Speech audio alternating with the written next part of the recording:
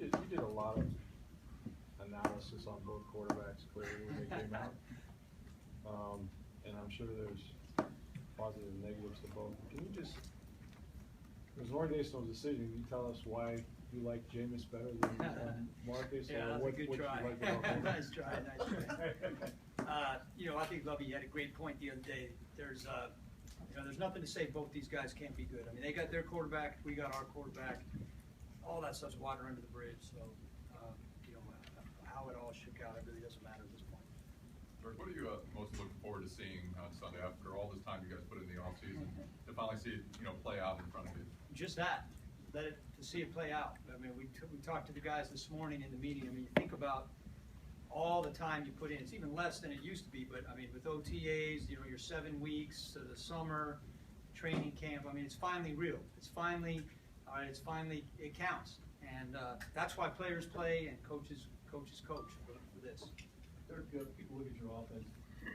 We look at your offense and say, "Well, you got weapons. Yep. You got that." Yep. The question is up front. How do you feel about that line at this point?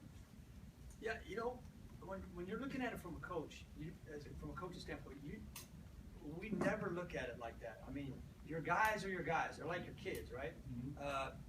Your kids get in trouble sometimes. They're still your kids. Your kid isn't the starting quarterback, or he isn't first chair on the tuba. That's still your kid. And so the linemen we got, those are the linemen we got. So shoot, I think they're all 5 going to the Pro Bowl.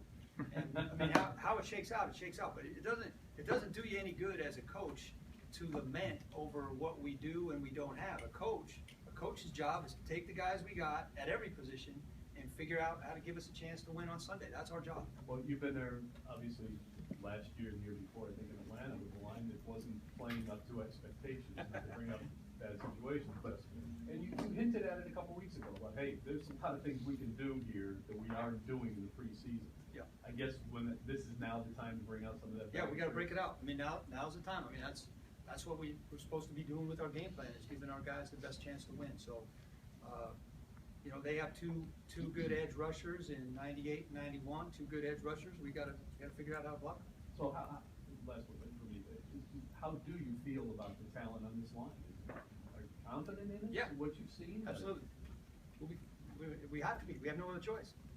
I already told you we were going 16-0, so we got to figure it out. There's no question. Yeah, we got to figure it out. We will. I mean, we'll be fine. When you watch a game, how do you determine, just watching a game as a fan, how do you determine whether the offense is well coordinated or not? And as such, how do you think you should fairly be judged? Wow, that's a hard one. I haven't got that one before. First of all, I never think that way as a fan, because I've seen so many football games in 33 years. I mean, I can easily separate my work from when I watch games for fun. And when I watch games for fun, I never think about, are they well coordinated? I'm usually watching a player or watching a coach and just drinking a beer, something like that. I mean, I'm not thinking of it like that. You guys are going to judge me how you judge me, and that's fine. I mean, the product we put out on the field, Bill Parcells. Our record is we are what our record says we are, and that's how we're going to be judged. I get that. That just comes with the territory. So in this league, you got to win games, and that's how we're going to be judged. We win games, then we're doing good. We lose games, and we're not doing good. I mean, that's just how it is. Dirk, you know that Dick LeBeau is probably going to throw the kitchen sink at Jameis. How well prepared do you think that he is to, see the different coverages, see the different looks he's got? Yeah, that's going to be a good challenge because, between Dick LeBeau and Ray Horton, they have 2 experienced defensive coordinators. They're kind of blending that defense. They've worked together before, and like I told you last week, we're working on a lot of different pressures. Jameis, one of his strengths, he sees the field, seeing it and knowing it's coming, and then he's got to make the right play with the football. That's going to be part of, back to the first question, how it plays out. Dirk, does he have the talent now in Tennessee to do, Dick LeBeau that is, and Ray, I guess, do they have the talent there to do what they did before? Yeah, this is the NFL. I mean, everybody's got talent. Everybody's got good players. I mean, the difference between 1 and 32 in the NFL is not that much. What's the difference between what Jameis has seen so far in the preseason and what he's going to start to see on Sunday? Is it night and day? That's going to depend on what team you're playing. You know, Tennessee definitely did not show everything they have in the preseason. So on these first couple of games, until you get in, you know, we usually do a 3 to 4 game breakdown on an opposing defense. So these first couple of games, when you're just going off preseason, some teams have a new coordinator like Tennessee. It's a little more difficult to predict. I'm sure there's going to be something that comes up that we haven't seen before. We got a rookie quarterback. We may or may not be starting 2 rookies on the offensive line. We're going to see some stuff that's hard. That's why we got to keep our game plan such that our rules should be able to handle it. Dirk, what's your experience working with younger quarterbacks that get hit early in their careers, hit often, as they are wont to do, and long-term effects? I mean, does it depend on the kid? Do you worry about that? Oh, sure. Any quarterback that gets hit, it's not good. My own personal experience would be best with Blaine Gabbert when he was a rookie at Jacksonville, and we definitely got him hit too much. And I think Blaine got a kind of a rough rap because he got off to a bad start. Maybe played before he was ready to play. Again, that's not his fault. That wasn't his decision. But young quarterback, old quarterback. Let's try not to get him hit too much. Dirk, is there a guy in this offense that you look at as to be an X factor that maybe doesn't get a lot of the attention, but could be a big factor for you? Doug Martin, but easily Doug Martin, because like I can't tell you when Vince or Mike is going to get the ball. I can't tell you when Austin's. I know when Doug's going to get it. All we got to do is turn around and hand it to him. So there's a guy we can put it in his hand, and he has the ability. He's shown it in preseason. Any player that has the ability to create explosives on his own, that guy's an X factor. And I also think the 2 guys behind him could do that as well. Dirk, you just mentioned Blaine Gabbert and how the situation there was one where he had to step in and play maybe before it was ready. Compare that to the situation with James. James is ready. Absolutely, yeah. James is ready to go, and he's foaming at the mouth, as you can imagine. You guys have spent time with him. James is a football player, all right? He's a football player. He's going to continue to get better throughout first year, second year. He's going to improve, but James wants to play, all right? James loves to compete, and he wants to play. It's exciting to see, but he's got a good track record. You look at what he did in college, and he did pretty good. Dirk, after preseason and camp, where did Jameis make the most improvement in your mind? Make the most improvement. I'm going to just go back to his pat answer. My pat answer is he's improving on everything. I mean, we're working on everything he's improved. I'd have a hard time, really have to think about that to narrow it down. But he's improved across the board, and he's still got plenty of room to improve. Coach, who would you say is your top pass blocking running back at this point, and what do you like from what you've seen from them? Pass blocking running back. I think they all do a pretty good job. I think our backs do a good job. I'm not nervous about any of our backs being in there to pick up the blitz. I'm not nervous about those guys at all. In your final year with the Falcons, there was a young offensive line. There were some struggles there.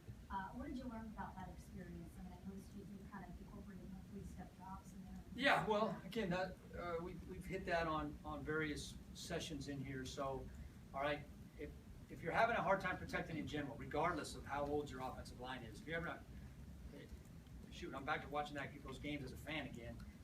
You either got to get the ball out of your hand quicker, all right, so you go to quick drops, or you bring more guys in to protect, or you max protect on one side and free release on the other, maybe half field reads instead of full field reads. I told you I wasn't going to give you all of our stuff, but there I am, just shooting my mouth off. Coach, Adam Humphries made the team, sort of as a tryout guy. What can you say about him and his progression through? Yeah, you know what? I think Adam's a great example of every year I've been in the NFL, there's been a guy like that made it. And that just goes to show that the head coach, the GM, the personnel staff, that the head coach gets up in front of the team every day and says, we're looking for the best 53. Well, you guys were all at the preseason games. I don't think there's any doubt that Adam was one of our best 53, and he made the team. So I think it sends a great message to all those guys you bring in. We've had over 90 guys in here, and now we're down to 53, so I think it just sends a great message. And Adam's a guy that I'd never never heard of. I never heard of before when he got here, and he beat the odds. But he's a good football player. You He's on our team. Right, you mentioned Jameis would be chomping at the bit. That's sort of his personality. Yep. And I know he's been on big stages before. Yeah. But first National League football game, there is hype Sure. with Mariota and Yeah. him, whether he's not playing directly against Yeah. him. So when you talk to him or when you see his demeanor, I mean, is there any part of you that wonders, hey, is this guy going to go out here and try to throw 3 touchdown passes on his first attempt? Yeah, I can see that. I mean, James is he's eager. He's eager to show everyone that he's worthy of that #1 pick, and his talent backs it up. I mean, his talent backs it up. But yeah, I might be telling him to calm down a few times on Sunday. But those are good problems to have. I mean, you'd way rather have a guy that you're trying to calm down than a guy that deep in your gut you're going, man, he really doesn't have the ability to make this play or that play. Coach, can you talk about the importance of Safarian Jenkins, not just for Jameis, but for opening up the outside guys? Yeah, having that tight end in the middle of the field and having that tight end that can operate against a safety or a linebacker and having another big target like we already have with our wideouts is huge. I've been blessed in my time in the league not only to have Tony but to have Mercedes Lewis in Jacksonville, and I think we got a good idea how to use them, and we'll look for the right matchups and try to get them involved.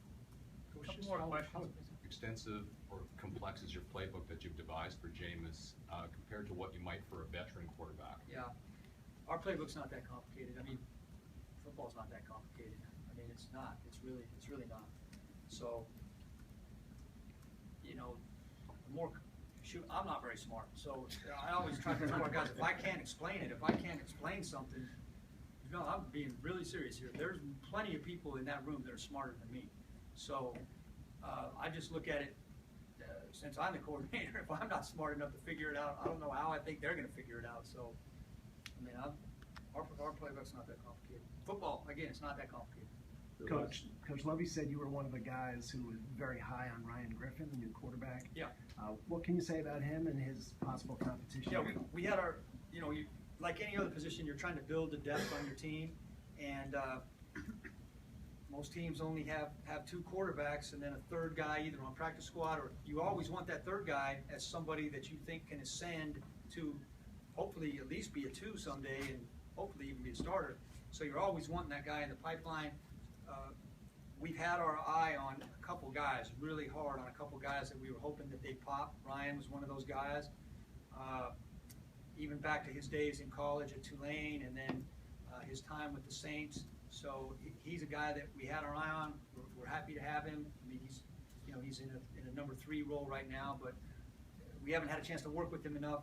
Coach Bajakian's been meeting with him around the clock, trying to catch him up. But when you come out of the New Orleans system, he's obviously been well coached, and his college numbers speak for themselves. So we're happy to have him here, and hopefully, we're probably not going to get a great look at him until the off season, unless we have an injury situation. Okay, thank you. Thanks, Coach. Thanks.